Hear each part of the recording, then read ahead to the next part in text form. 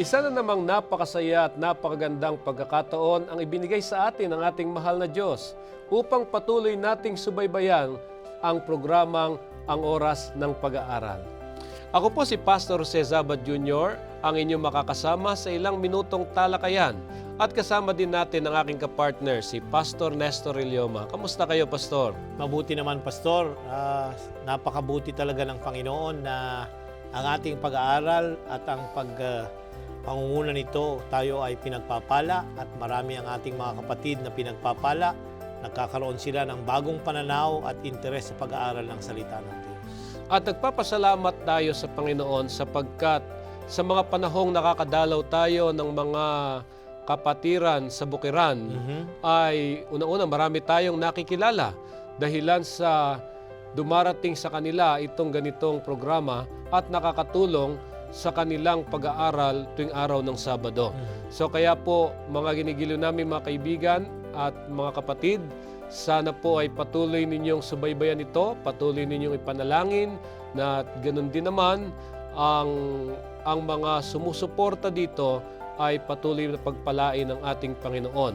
Kaya sa lahat ng mga taga-subaybay, saan man kayo naroroon, maging sa Pilipinas o maging sa iba't ibang bansa, naway pagpalain kayo ng Panginoon. Tanggapin ninyo ang mainit naming pagbati ni Pastor Ilioma. Tayo po ngayon ay nasa ikatlong serye na ng ating pag-aaral. At napakaganda nitong pag-aaral na ito sapagkat sa ating talakayan ay ating pag-uusapan kung ano ang kaibahan ng isang bansang pinili ng ating Panginoon na binigyan ng pagkakatawag na isang maharlikang pagpapari, isang bansang banal. Tutuklasin natin kung ano ba ang pamumuhay nitong isang bansang banal o mayroong pagiging maharlikang pagpapari. At dito ay titingnan din natin sa ating pag-aaral kung paano sila nakikipagtipan sa ating Panginoong Diyos. Na sa mga bagay na ito, ang pagbabasihan natin, walang iba kung hindi ang mga sulat nitong si Apostol Pedro. Subalit bago tayo dumako sa ating pag-aaral o talakayan, hilingan muna natin si Pastor Ilioma na manalangin para sa pag-aaral na ito. Tayo po ay manalangin. Maibigin naming Diyos na ang luklukan ay nasa mga langit. Sa sandaling ito ng aming pag-aaral ay aming hinihingi na ang inyong diwang banal ang magbigay sa amin ng patnubay upang kung magkagayon ang inyong salita na isinulat at kinasihan ng banal na Espiritu ay mauunawaan namin, masusundan namin ang mga aral na nais niyong aming pulutin at mag-iksakabuhayan. Pagpalain po ninyo ang aming mga taga-subaybay. Nawa ang aming pagtalakay sa sandaling ito ay maging pagpapala at maging katugunan sa mga katanungan ng aming mga kapatid at mga kaibigan. Ipagpatawad po ninyo kung meron kaming pagkukulang sa sandaling ito sa pangalan ng Panginoong Hesus. Amen. Isang maharlikang pagpapari ang pamagat ng ating pag-aaral. At ang susing talata ay masusumpungan sa 1 Pedro Kapitulo 2, talatang 9. Ang sabi po dito, ngunit kayo'y isang lahing pinili, isang maharlikang pagkapari, isang bansang banal, sambayanang pag-aari ng Diyos, upang inyong ipahayag ang mga makapangyarihang gawa niya na tumawag sa inyo mula sa kadiliman tungo sa kanyang kagilagilalas na liwanag. Pastor, lilinawin natin ang tinutukoy ng Kapitulo 9, bagamat maraming mga bagay dyan na background sa lumang tipan, ang tinutukoy niya rito ay ang iglesia. Opo. Ang iglesia, doon nanggaling doon sa salitang tinawag mula sa kadiliman. Kasi yung salitang iglesia, ang ibig sabihin out, called out, tinawag. Yan. Sino yung tumawag?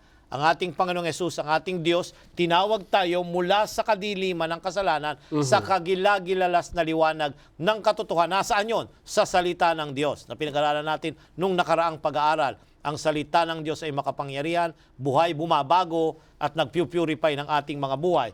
At ang mga tao na tumagon doon sa pagkatawag, sila'y nagiging bahagi ng isang lahing Banal. banal, hirang, isang makaharing pagkasasardote sa lumang salin. Sa iyong ginamit ay Pagkapari. pagkapari. Ayan. Para kasi mas madaling intindihin yung pare. Pare. At yung bansang banal, bayang pag-aaring sarili ng Diyos. Ayan. So lilinawin natin. Pastor, ang mga pangungusap na ito, si Pedro isang Hudyo. Kaya nga, nang isulat niya ang kanyang aklat, ang ginamit niyang mga terminolohiya dito ay terminolohiya o concept na galing sa lumang tipan in the Old Testament. Yung Jewish concept ng tinatawag nating lahing hirang, a peculiar people, isang makaharing pagkasasardote. Now, papansin ninyo, dito sa sulat ni Pedro, pinag-combine niya ang dalawang bagay, makahari at saserdote, pastor, kingly and priestly. Wala kayong makikita sa lumang tipan o sa ibang mga bahagi ng Biblia na kingly priesthood. Hindi. Kasi magkaiba yung tribo ng king at iba yung tribe ng mga pare. Leviticus, Levites yung mga pare. Pero yung kingly, Judah.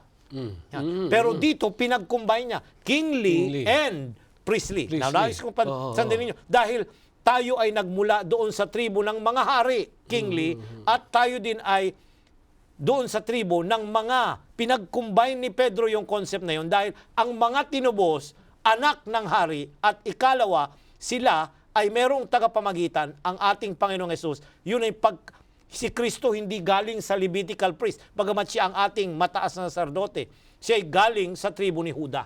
So may mga Kingly, pero ang kanyang role ay priestly. Oh, may mga kinasasagisagan pala yung pinagmumulan ng tao. Katulad halimbawa natin na kumakatawan tayo na mula tayo doon sa bansang Israel. Pero hindi natatapos doon, kundi mayroong siyang ugnayan doon sa Judah. So kaya yung tinatawag nyo kaninang makahari, kingly at makasaserdote. Priestly. Dalawa yung tribe na pinagsabi na yun. Okay. So, sa unique, yung Kristiyano, unique. Meron siyang kingly lineage. Ayan, tayo ay hindi lang anak ng kung sino-sino, pastor, pag tayo'y natubos na. Sabay ng awit, ako'y anak hari. Di ba yung inaawit, pastor? Ako'y anak hari. I'm a child of the king. Ayan. Kung anak tayo ng hari, di ano tayo? Makahari tayo. Makahari. Tayo naman ay konektado rin ang ating tagapamagitan, yung sa pagkapari, tayo naniniwala ng mga Kristiyano na tayo ay priesthood of all believers. Lininawin natin yun, pastor. Anong ibig sabihin? Ano ba ang trabaho ng pare? Yan. Kung pupunta ka sa lumang tipan, yung pare, yun yung namamagitan sa tao papunta sa Diyos. Baliktad ha. Ang propeta naman, yung mula sa Diyos papunta sa tao. Ang priestly, ito si pastor, nagkasala siya, dadalahin kanya para ibalik kang muli sa tamang ugnayan sa Diyos. Yun yung priestly role. Ayan. So tayo lahat may priestly role. Pwede nating i-approach ang Diyos directly because you are a priest. I am a priest. All the believers are priests. Lahat ng mananampalataya ay mga pari sa loob ng iglesia. Hindi ka, lalapit ako sa iyo para ikaw ang aking pari. Hindi. Ikaw ay pari, ako'y pari. Lalapit ako sa Diyos dahil ako mismo merong kasalanan, idudulog ko't ilalapit sa Panginoon. Yun ang ibig sabihin nito, pastor. So napakahalaga na matutuhan natin o maunawaan natin itong background na ito. Kasi kung hindi natin ito mauunawaan, ay mananatili tayong naniniwala na nangangailangan tayo ng somebody. Ng somebody, to mediate. Ayan, yung nasa gitna, nasa gitna natin. Kaya mga ginigil naming taga-subaybay, sana wag kayong malito sa salitang pari o saserdote kasi sanay tayong gamitin natin sa saserdote. Yun ang salitang pari dito, hindi ho yung pari na nasa ng isang relihiyon. Ng isang relihiyon, kundi ito yung yung role, ang kinukuha function, natin dito, yung function, yung role na lalapit ka directly to God. Yung pari ang lumalapit doon sa kabanal-banalang dako pag hihingi ng patawad sa mga tao. Pwede tayong lumapit, we can boldly come to the throne of God, sabi ni Pablo, without fear and trembling. So purihin ang Panginoon dahil naiintindihan nating lahat ngayon na tayo ay galing sa lahi ng mga hari Aha. at galing din sa lahi ng, Ng mga pari. mga pari. Ayan. So kaya walang alinlangan na kung tayo may nakakagawa ng kasalanan, pwede tayong Lumapit sa lumapit Diyos. diretso sa ating Panginoon. Ngayon, bilang isang liwanagin muna natin yung salitang maharlika. Kasi baka Maharlika. hindi natin naunawaan itong salitang ito. Maharlika. Pag Royal sinabing- sa English. Ang royal ay Hindi basta kasi royal, pare. hindi Ibig sabihin pare. pa, hindi basta pare. Ang royal dito, yung kingly nga, yung maka. Ito yung merong posisyon na ruling. Yan. Pansinin niyo kasi nung ang tao ay lalangin ng Diyos, pinagkaroon niya sila ng dominion to rule the whole earth. Okay. Kaya nga, sa ating Kristiyano, meron tayong role na stewardship role, Pastor. Gusto kong idiin yan. Meron tayong stewardship role saan? Sa time, treasure, talent, terrain, at kung ano-ano pang bahagi. Pamumunuan natin ito, pangangasiwaan natin dahil tayo'y katiwala. A kingly steward. At bilang mga makahari at mga makasaserdote, isa sa napakahalagang bagay na hindi natin dapat malimutan, walang iba kung hindi yung inilagay ni Pedro sa ating mga memorya. So, ano po ba yung kahalagahan noong wikang pakikipagtipan? Kasi yun ang inilagay sa ating memorya. Ayan, covenant. Ayan, yung covenant, nakipagtipan.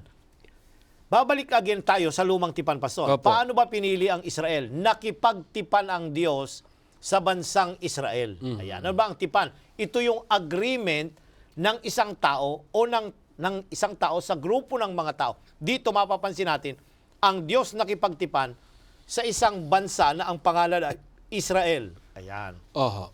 At sila tugon nila dun sa tipan, susunod sila sa kanyang mga utos sa magitan ng kanilang kapangyarihan. Ito yung tipan na binabanggit sa lumang tipan. Yan. Maraming tipan dyan. Kung babaybayin natin, meron yung Abrahamic, Mosaic, at meron yung sa Jeremias, yung bagong tipan na isusulat ang kanyang kautusan sa kanilang mga puso. Itong mga tipan na ito, iisa lang ang ibig sabihin. Ang Diyos nais niya na magkaroon ng tamang ugnayan sa Kanya. Pero dahil ang tao yung nagkasala from the very start, yung tipan, hindi na equal yung agreement. Bakit? Ang Diyos ay banal, tayo hindi. Siya gagawin niya ang lahat, tayo hindi natin kayang gawin na sumunod ng lahat ng bagay. So nagkaroon ng mga pagbabago, nangailangan ng ating Panginoong Hesus para yung tipan na yon makatupad itong tao.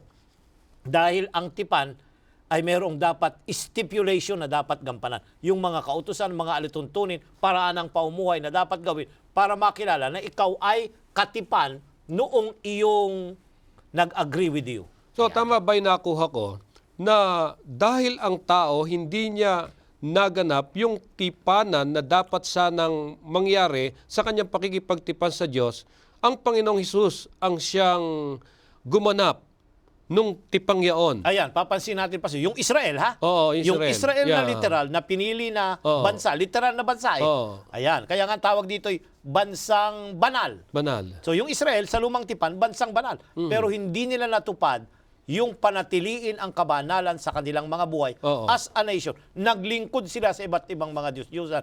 Ang kautusan ng Diyos, hindi nila tinupad yung paraan ng pamumuhay. Mapapansin nyo, Pastor, na ang talatang ito na ating binasa, connected sa Deuteronomy 14. Ano yung Deuteronomy 14? Ito yung pagiging peculiar people. Ano yon? Yung paraan ng pagkain, pananamit, at pamumuhay. Oh. So kaya naging napakahalagang papel ang ginampanan ng ating Panginoong Hesus. Ngayon, kanina tinutukoy natin yung pakikipagtipan ng bansang Israel. Ngayon, ay paano naman yung mga mananampalatayang hentil na naging bahagi rin ng mga taong nakikipagtipan? Ayan, dito sa Roma, in-explain ito ni Pablo, Pastor. Si Pedro hindi niya ito masyadong ipinaliwanag, pero si Pablo dito sa Roma Kapitulo 11, talatang 17 at 18. Subalit kung ang ilang mga sanga ay nabali, at ikaw na isang ulibong ligaw ay isinanib sa kanila, at ikaw ay naging kabahagi nila sa ugat ng katabaan ng punong olibo, huwag kang magmalaki sa mga sanga. Ngunit kung magmalaki ka, lalahanin mong hindi ikaw ang nagdadala sa ugat. kundi ang ugat ang nagdadala sa iyo. Dito, Pastor, sa iyong mga talatang binasa, ini-explain ni Pablo rito yung concept kung paano yung isang olive tree at yung isang wild na sanga idinugtong. Grafting ito. Ito yung concept na ang mga hintil na i-graft doon sa tunay na bayan ng Diyos. Ang tunay na bayan talaga, Israel.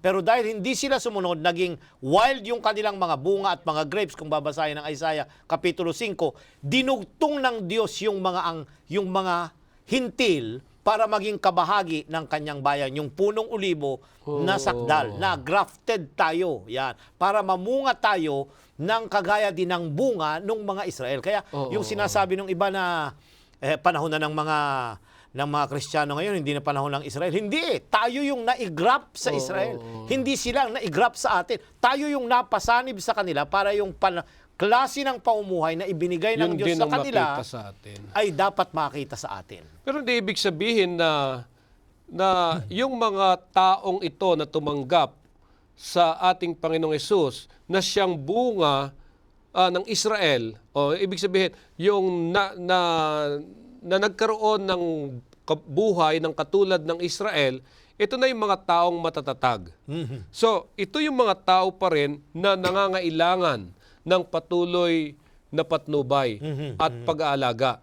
Ngayon, dito sa mga sulat nitong si Apostol Pedro, ano yung dalawang magkahiwalay na mga imaheng ginamit niya tungkol sa kung papaano tayo mamumuhay? Ayan, so merong dalawang klasing images na ginamit o imahen, sasabihin natin. Yung isa ay negative, yung isa ay positive. 5 yung negative na salitang ginamit niya at isa yung positive. Positibo. Kapitulo 2, talatang 1 hanggang 3, Pastor. Kaya't iwaksi ninyo ang lahat ng kasamaan, pandaraya, pagkukunwari, inggitan, at lahat ng paninirang puri. Gaya ng mga sanggol na bagong silang, ay mithiin ninyo ang malinis na espiritual na gatas upang sa pamamagitan nito'y lumago kayo tungo sa kaligtasan. Ayan, Pastor, narito 5 yung negative na binanggit sa talatang 1. Baybayin natin, kasamaan. Opo. Okay. Dapat ito daw ay hiwalayan o iwaksi, tanggalin. Lahat ng tao, Israel man o hintil, nakakagawa nitong kasamaan. Huwag nating sasabing hintil lang ang gumagawa ng kasamaan. Ang lahat ng daraya, pagpapaimbabaw, mga pananaghili at lahat ng panglalait, slander. Yan. Itong 5 ito yung images na negative na dapat tanggalin sa buhay ng mga Kristiyano. Opo. Okay, hindi sinasabing ito lang. Pero dito sa listahan ni Pedro, ito yung mga negative na nakikita sa buhay ng mga tao bago sila maging mananampalataya kay Kristo. Ikalawa, yung concept na tayo ay mga sanggol. Yan. Sanggol, baby, na umiinom ng gatas ng espiritu. Yan, nais kong pansinin nyo na yung baby, hindi mo pwedeng pakainin ka agad ng karne o ng munggo dyan na ibinoil o ano paman. Dapat yan ay nagsisimula siya doon sa maliit na dahil. Inihahambing yung mga bagong mananampalataya doon sa mga sanggol na yon. Pero kung matagal ka na, hindi na pwedeng gatas ka naman ng gatas. Immature ka na pagka ganoon. So dapat mayroong maturity sa pag-progress natin bilang mga mananampalataya. Ito yung sinasabi ni Pedro sa kanyang sulat. Inihambing niya ang bagong mananampalataya doon sa isang sanggol na nadidevelop, umiinom ng gatas at nagmamature sa araw-araw na pamumuhay. Yeah. So nakita po natin yung napakahalagang dalawang imaheng ito na una, hindi dapat makita sa pamumuhay ng isang Kristiyano. Dahil kung ito yung makikita sa buhay ng isang Kristiyano, hindi tayo magiging mahusay o magandang impluwensya sa mga taong nakapalibot sa atin. At dapat din natin isaalang-alang yung patuloy nating pagtanggap ng mga salita ng Diyos na hindi karakaraka yung mga matitigas na mga salita, kung hindi bagkos yung mga nakapagpapalakas ng ating pananampalataya. Yan, Pastor. Ngayon, gusto ko lang malaman, saan naman natin makukuha itong mga espiritual na pagpapakain? Saan ba ang source nito? Ayan, Pastor, dito sa sulat ni Pablo sa Hebreo, Kapitulo 4, ang talata ay 12. Sinagot yan ni Apostol Pablo. Hebreo, Kapitulo 4, ang talata ay 12. Sapagkat ang salita ng Diyos ay buhay, mabisa at higit na matalas kaysa alinmang tabak na may 2 talim at tumatagos hanggang sa pinaghihiwalayan ng kaluluwa at espiritu at ng mga kasukasuan at ng utak sa buto at may kakayahang kumilala ng mga pag-iisip at mga hangarin ng puso. Ayan, saan ang source ng nourishment? Ang sabi mo kanina, saan manggagaling yung pagpapakain? Opo. Para doon sa mga mananampalataya, ang sabi rito, ang salita ng Diyos. Mabisa ito, Pastor, na dapat gamitin ito, pag-aralan at isakabuhayan. Isakabuhayan. Ito yung guide natin, hindi yung paminsan-minsan mag-aaral, paminsan-minsan magbabasa, kung hindi, okay lang. Hindi. Malnourished tayo pagka ito hindi natin pinag-aralan spiritually. Sa paglagong Kristiyano, napakahalaga ang pag-aaral ng banal na kasulatan. Na hindi ito kung kailan mo lang maisip.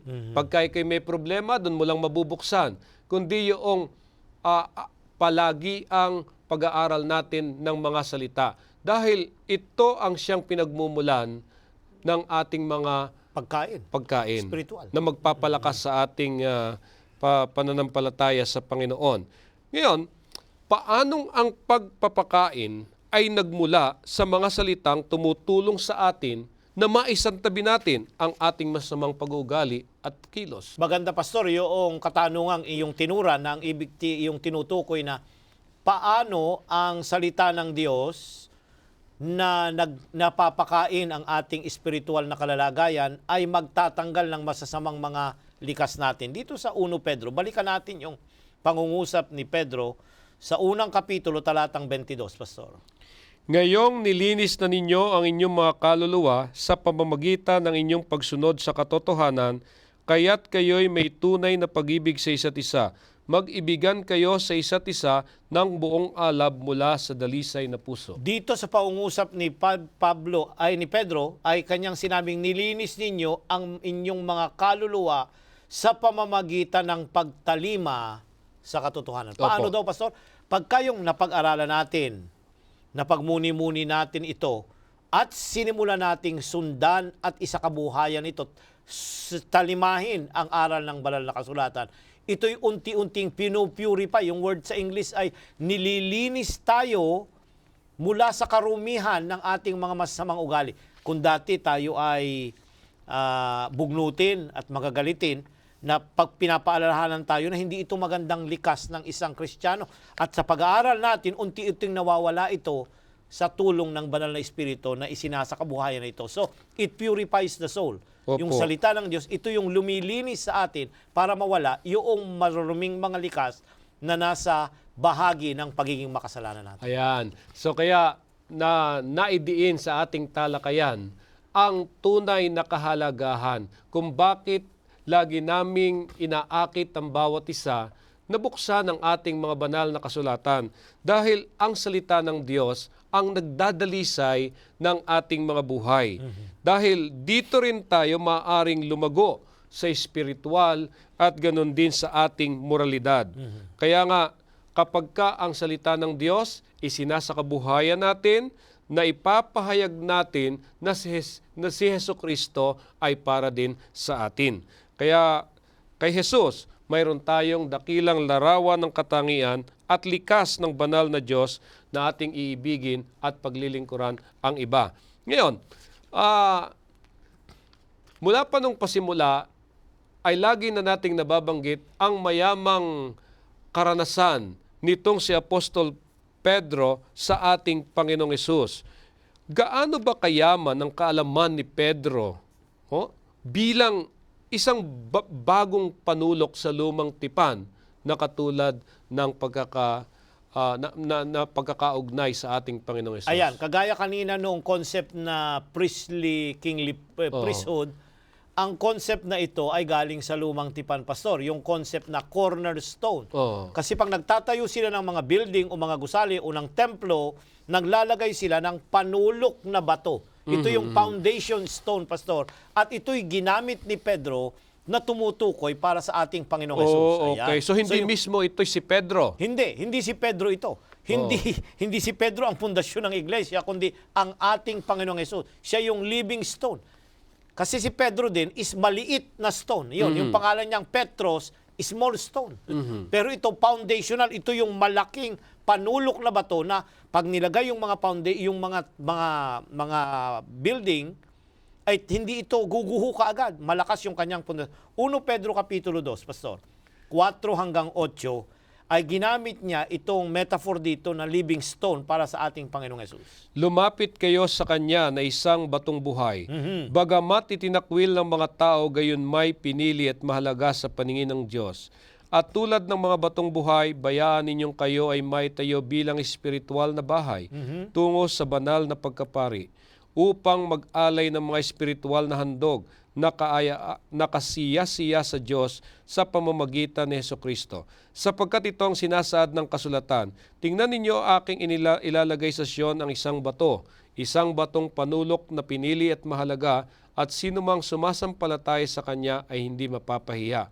Kaya't sa inyo na nananampalataya, siya ay mahalaga. Subalit sa mga hindi nananampalataya, ang batong itinakwil ng mga tagapagtayo ng bahay ay siyang naging puno ng panulok, at isang batong nagpapatisod sa kanila, at malaking bato na nagpabagsak sa kanila. Sila'y natitisod dahil sa pagsuway sa salita, na dito naman sila itinalaga. Ayan, Pastor, ginamit yung bato, living stone o corner stone. Ayan, ang ibig sabihin, ang ating Panginoong Hesus ang tinutukoy nito. Ayan, na madaling mabuwal ang isang gusali kung walang panulok na bato. Yan, kagaya nung talinhaga ng ating Panginoon Hesus, yung isa ay nagtayo sa buhangin, yung isa ay nagtayo sa batuhan. Sino, nang dumating ang tag-ulan at ang baha, sino ang inanod? Ay di yung nagtayo sa buhanginan. Ganon din ang ating Panginoong Hesus. Siya ang pundasyon ng ating pananampalataya. Hindi kung sino pa man, Pastor. Ang salita ng Diyos ay ang ating Panginoong Hesus ang nilalaman nito at ang kanyang mga aral. Kung pag-aaralan natin ang banal na kasulatan, tayo'y nakasalig sa ating Panginoong Hesus.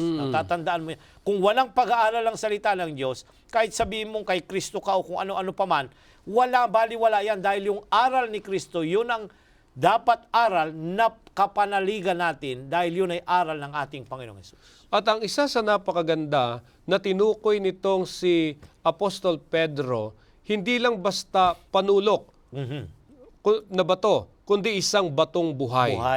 Nang ibig sabihin ng mga bagay na ito, bilang matatag na pundasyon, ito ay buhay na pundasyon, kaya nga ang Kristiyano na nasa ibabaw ng pundasyong ito ay buhay na Kristiyano.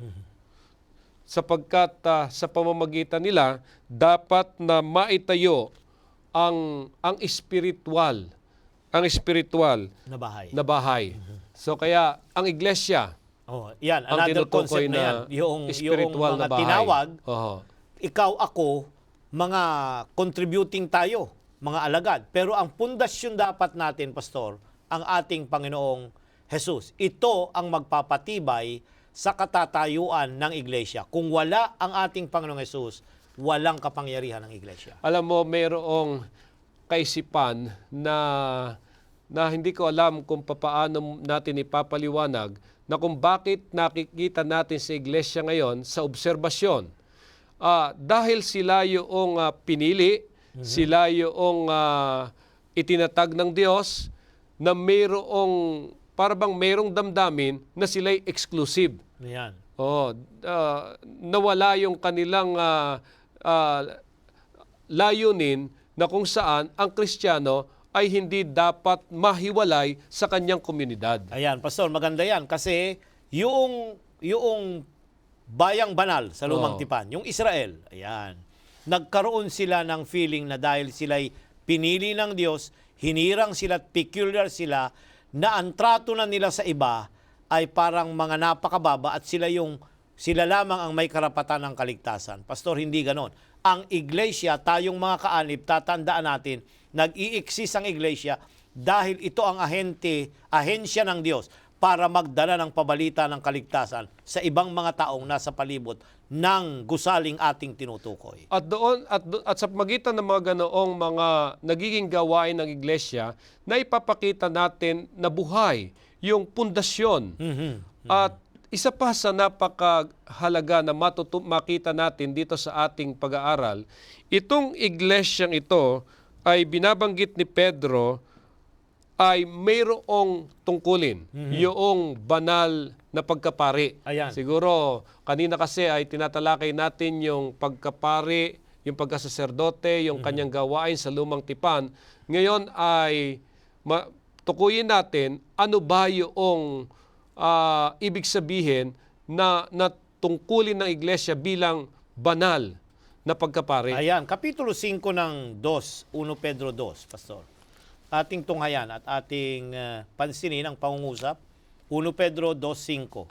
Tulad ng mga batong buhay, hayaan ninyong kayo'y may tayo bilang espiritual na bahay tungo sa banal na pagkapari upang mag-alay ng mga espiritual na handog na kasiyasiya sa Diyos sa pamamagitan ni Hesukristo. Ayan, now, ang pari nung unang panahon, dalawa ang ginagawa.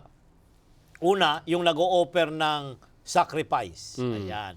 Para mapatawad ang mga tao. At ikalawa, itong mga paring ito, Pastor, sila yung spiritual na leader sa mga taong nasa Israel. Sila yung tinatakbuhan ng mga tao pagka sila mayroong mga problema.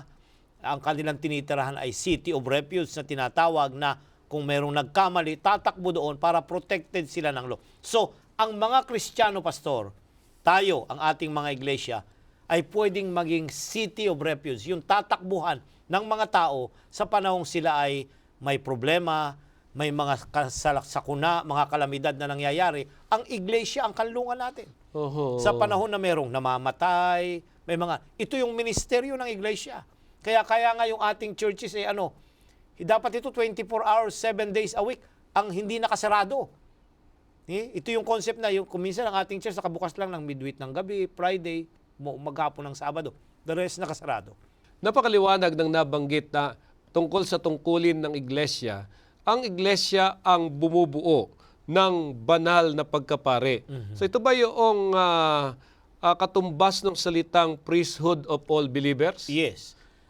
Ang lahat ng mananampalataya, Pastor, lahat ng tumanggap kay Kristo bilang personal na tagapagligtas, may karapatan na lumapit sa ating Panginoong Hesus at humingi ng tawad sa kanyang mga kasalanan. Kaya ito'y tinatawag priesthood of all believers. Hindi tayo lalapit sa isang tao para siya ang hihingi ng tawad para sa atin. Tayo mismo ang hihingi ng tawad para sa... Pero hindi ibig sabihin nitong hindi tayo pwedeng manalangin para sa iba. Hindi yon. Pwede nating ipanalangin yung iba, pero hindi patatawarin yung tao dahil tayo ang humingi ng tawad.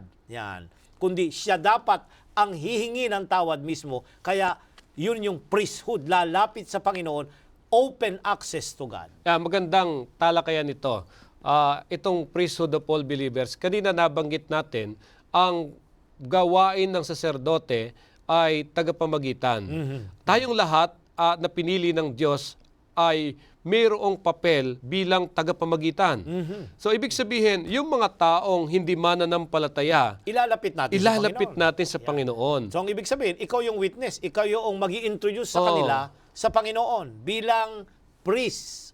So lahat ng mga kaanib ay kabilang dito sa banal, binubuo ito ng banal na pagkapari. Yan. Diba?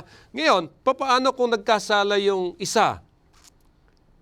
Sa isa sa mga kaanib ng iglesia. Sa kaanib ng iglesia.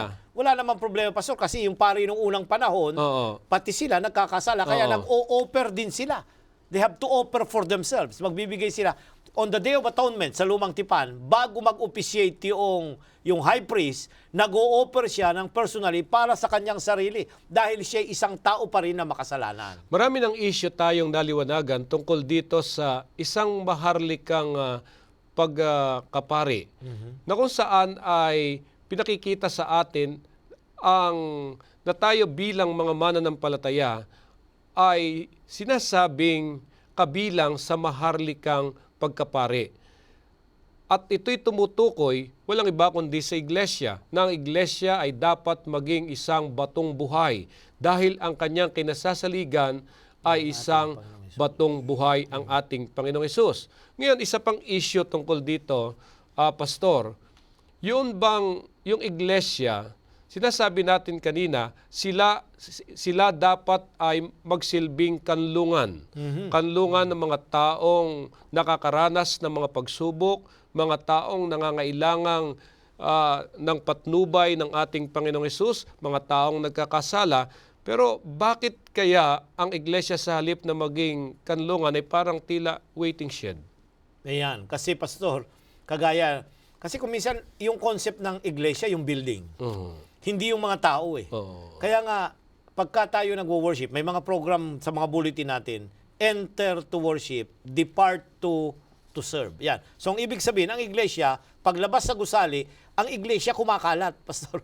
At sa ating buong linggong paglilingkod, pakikisalamuha, doon na ipapakita na ang iglesia ay merong influence sa ating kapaligiran na magdala ng mga tao at makilala ang ating Panginoong Hesus. Hindi sa loob ng building tayo nagwi-witness, kundi paglabas natin sa gusali ng pagsambahan, doon tayo nagkakaroon ng pagsaksi para sa Panginoon. So ito ba yung tinutukoy ni Apostol Pedro na ang mga Kristiyano ay dapat naghahandog ng espiritual ng mga sakripisyo sa pagsamba? Tingnan natin yung concept na ibinigay ni Pablo sa Roma 12, 1 hanggang 2, Pastor. Kaya nga mga kapatid, sinasamo ko sa inyo, alang-alang sa mga kahabagan ng Diyos na inyong ialay ang inyong mga katawan na isang handog na buhay, banal na kasiyasiya sa Diyos, na siya ninyong makatwirang paglilingkod. Huwag ninyong tularan ang sanlibutang ito, kundi magbago kayo sa pamagitan ng pagbabago ng inyong pag-iisip, upang mapatunayan ninyo kung alin ang mabuti, kasiyasiya at lubos na kalooban ng Diyos. Ayan, ang sabi rito ay ano daw? Inyong iharap ang ating mga katawan na isang haing buhay. So, bawat person ay ginagamit yung concept ng ula sa lumang tipan. Ito yung burnt offering, Pastor. Pag nung unang panahon, pag mag-o-offer sila, hindi ulo lang ang sinusunog. Hindi paa, hindi lang yung hind or yung katawan lang. Yung buong hayop ang sinusunog. Ito yung concept na buong haing buhay. Hindi susunugin tayo, kundi yung ating buhay na pamumuhay sa araw-araw, ito yung pagsamba na gagawin natin. So ang worship dito is not in church. Kalahati lang yung serbisyong gagawin natin. The other half of the worship is done outside of the building. Ano yon? Yung ating paglilingkod, pag-ibig, pakikisalamuha, pagdadala ng mga makasalanan na mabago sa kapangyarihan, pakikilahok sa gawain ng alleviation of suffering and pain. Ito yung ating karampatang pagsamba. Kaya tinuturing natin ng ating mga gawain na ginagawa sa labas ng iglesia ay isa ring pagsamba sa ating Panginoon. Tama Kaya yun, Pastor. lumalabas dito ngayon na hindi lamang tayo dapat na sumasamba sa loob ng iglesia kung hindi tayo lumalabas sa ating pagsamba upang madala yung mga tao sa palibot natin na sumamba rin sa ating Panginoon. Tama yun, Pastor. Ito yung basic na concept nitong sinasabi ng ating leksyon na spiritual worship.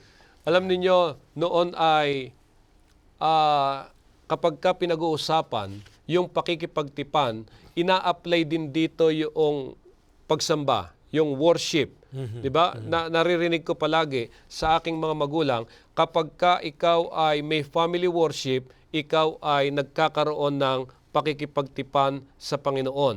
Ng pakikipagtipan na hindi lamang minsan dapat mangyari, kundi palagi tayong dapat may pakikipagtipan. Ngayon ang tanong ko lang, ano ang kondisyon na binigay ng Diyos sa pakikipagtipan sa kanyang bayan? Sa aklat ni Daniel sa Lumang Tipan, Kapitulo 9, doon sa mahabang panalangin isinulat ng propeta Daniel, kalakip nito yung talatang 4, Pastor.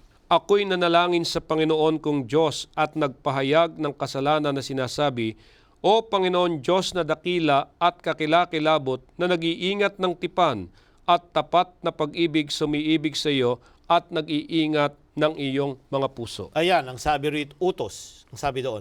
Ang sabi rito, Pastor, ay ang Diyos na ano raw? Nag-iingat ng tipan. Sino ang nag-iingat ng tipan? Yung agreement ng tao at ng Diyos, iniingatan niya ito, pati yung pag-iingat ng kanyang mga utos. Ayan. Ang role ng tao, keep the law of God. Ayan. yung ating pagtupad sa kautusan. So ano yung kondisyon in the covenant relationship? The keeping of the law. Lahat ng mga isinulat ng Diyos sa banal na kasulatan, pati ang 10 utos, kinakailangang gampanan ng tao dahil ito yung ating tipan, yung ating karampatang pagsunod sa Kanya. So paano natin iingatan yung tipanang yaon? Isa sa kabuhayan natin, Pastor. Oo. Doon sa Ecclesiastes, yan. Oo. Doon sa sulat ni Solomon, sa huling Kapitulo 12, talatang 13 at 14. Ayan. Ito ang wakas ng bagay, lahat ay narinig. Matakot ka sa Diyos at sundin mo ang kanyang mga utos, sapagkat ito ang buong katungkulan ng tao. Sapagkat dadalhin ng Diyos ang bawat gawa sa paghukom, pati ang bawat lihim na bagay, maging ito'y mabuti o masama. Isa sa mga tema, napansin mo, Pastor, naalala mo nung nakaraang tinalakay natin, na isa sa mga tema ng aklat ng 1 Pedro at ng 2 Pedro, dadalahin ng Diyos sa paghatol ang lahat ng bagay. Paano tayo hahatulan? Sa magitan ng mga bagay na lihim o hayagman, kaugnay doon sa ating pag-keep ng kanyang kautusan. Yeah. So nangangahulugan para maingatan natin ang tipanang ito, ingatan natin ang kautusan ng ating mahal na Diyos. Ngayon, kanina natalakay natin na ang kahulugan ng mga Kristiyano na tinawag ay ibinibilang sa isang makaharing pagkapari. Ayan. Ngayon ang tanong ko, Pastor, yayamang natalakay natin kanina yon, paanong yung mga hintil magiging katulad natin na sila ay maging bahagi rin ng makaharing pagkapari? Galatia Kapitulo 3, ang talata ay 29, Pastor. Paano nagiging kabahagi ang mga hintil o yung mga grafted doon sa idinugtong doon sa original, sabi natin. At kung kayo'y kay Kristo, kayo nga'y mga binhi ni Abraham, mga tagapagmana ayon sa pangako. Paano daw tayo? Paano yung mga hintil? Paano yung tayo na nagiging kay kabahagi? Kristo. Kung tatanggapin si Kristo bilang personal na tagapagligtas, Panginoon at Hari ng kanilang mga buhay, magiging kabahagi sila noong tipanan ng Diyos at sila ay magiging kabahagi ng royal priesthood, Pastor. So tatandaan natin, very simple, ang sino mang na kay Kristo, magiging kabahagi sila ng royal priesthood, magiging kingly at mediatorial ang kanilang pangsyon. So sila'y magiging kabahagi ng mga tinawag o ng mga pinili ng ating Panginoon. At kapag sila ay napabilang, sila'y mapapabilang sa mga saserdote na walang iba kundi ang mga kaanib ng ating iglesia. Ngayon, tayo tinawag at pinili. Subalit ang tanong ay, para saan? Para saan? Deuteronomio, yan. Hindi na natin babasahin yung 2:9 kasi na-explain na natin yon. Tingnan natin yung background na pinanghalawan ni Pedro dun sa kanyang concept na royal priesthood. Kapitulo 4 ng Deuteronomio, talatang 5 hanggang 8. Tinuruan ko kayo ng mga tuntunin at ng mga batas na gaya ng iniutos sa akin ng Panginoon, kung Diyos, upang inyong gawin sa gitna ng lupain na inyong paroroonan upang angkinin. Tuparin ninyo at inyong gawin sapagkat ito ang inyong magiging karunungan at kaalaman sa paningin ng mga tao na makaririnig ng mga tuntuning ito. At magsasabi, tunay na ang dakilang bansang ito ay matalino at may pagkaunawa, sapagkat alindakilang bansa ang may Diyos na napakalapit sa kanila na gaya ng Panginoon nating Diyos tuwing tumatawag tayo sa Kanya. At alindakilang bansa ang may mga tuntunin at mga batas na napakatuwid na gaya ng buong kautusang ito na aking inilagay sa harapan ninyo sa araw na ito. Ayan, Pastor, ano ang pinakalayunin? Ang makilala ang Panginoon nating Diyos na siyang nagbigay. Siya yung kadahilanan kung bakit pinagpala ang bansang Israel. Ayan. Hindi for their own, kundi for the glory. Para sa kalwalhatian, niyaong tumawag at nagbigay sa kanila ng mga batas. Yung pagbibigay niya ng mga batas na bahagi ng kanyang tipanan sa kanila, ang best sa kanila. Naging napakabuti nito sa kanilang mga buhay at relasyon sa isa't isa na namangha dapat ang mga tao sa kanilang kapaligiran. Ayan. Ito yung purpose. If they keep the whole law and covenant of God, magiging pagpapala sila at sila'y pagpapalain. Ito yung panukala ng Diyos kung sila'y tumalima, subalit alam natin ang kasaysayan ng Israel, ito'y tumalikod sa kanyang tipanan sa Diyos. So maliwanag, Pastor, na ang dahilan kung bakit tinawag ang bawat isa sa atin ay upang ipamahayag. Kasi yung salita, iba yung mahayag at ipahayag. Ipahayag. Kasi tayo ay natasang ipahayag ang salita ng Diyos. Pero dumarating ngayon sa kaisipan natin, nagkakaroon ng development yung pagkaunawa na mas mabisa yung kung mahahayag yung mga ipinahahayag mo sa iyong buhay. Tama yun, Pastor. Diba? So yun yung isa sa nakikita natin na kung mahahayag sa atin, yung makapangyarihang gawa nung tumawag sa atin, magiging kagilagilalas na liwanag tayo sa mga nasa kadiliman. So kaya nga maliwanag dito sa nabanggit ni Pastor na kung saan tayong lahat ay tinawag ng Diyos para maging saksi niya sa sanlibutan. Kaya nga tayo bilang mga pinili ng Panginoon na mayroong makaharing pagkapari, mga kapatid, ating ingatang mainam ang pakikipagtipan sa ating Panginoong Diyos. Ngayon, Pastor, sa huling bahagi ng ating pag-aaral ay nais natin na maunawaan ng lubusan ng ating mga taga-subaybay kung ano ang pinakasentro ng ating misyon at layunin ng pagiging Kristiyano. Bumalik tayo kay Pedro. Dito tayo magwawakas, Pastor. 1 Pedro 2, ang talata ay Gs.